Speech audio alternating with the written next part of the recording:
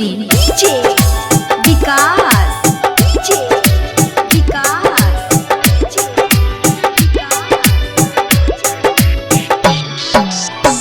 तोरे चक्कर में कजली मैया बाबू मारे छै छोड़ दिलिए गाँव यार घर गे जहिया तर जाइतो छौरी पिया संगे डोलिया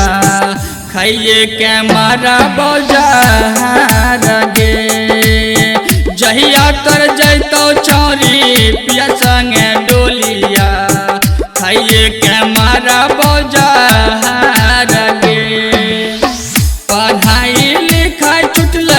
घर परिवार गे हो गेल जिंदगी बेकार गे जहिया तोर उठतो छौरी पिया संगे डोलिया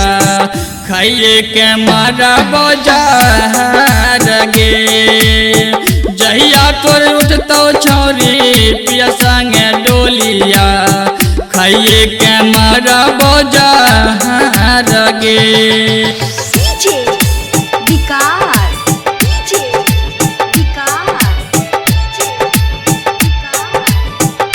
presented by Ankush music Bhojpuri मटियाला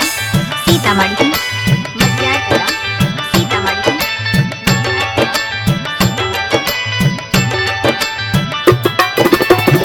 मथवा पे हथवा धरी खेल रही गिरिया गे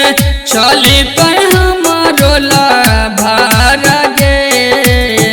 जहिया तो उठतो छौरी पिया संगे डोलिया खाइए के मारा बजार गे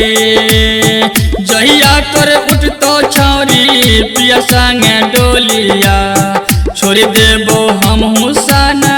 सार गे कनकानी आगे छोरी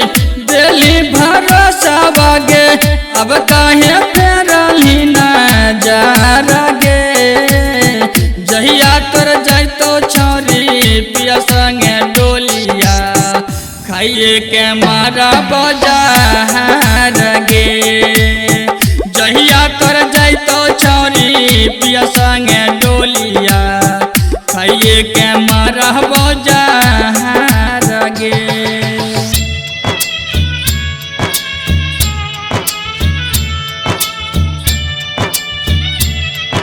presented by Ankush music Bhojpuri DJ Vikas DJ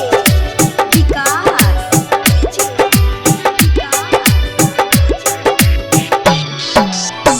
नंदन यदुवंशी लिखे दिलबिया के लगाबै गाय गाय सुनबै सन सार गे जहिया तर जाइतो छौरी पिया संगे डोलिया खाइए के मारा बजार गे जहिया तर जाइतो छौरी पिया संगे डोलिया खाइए के मारा बजार गे पढ़ाई लिखाई छुटल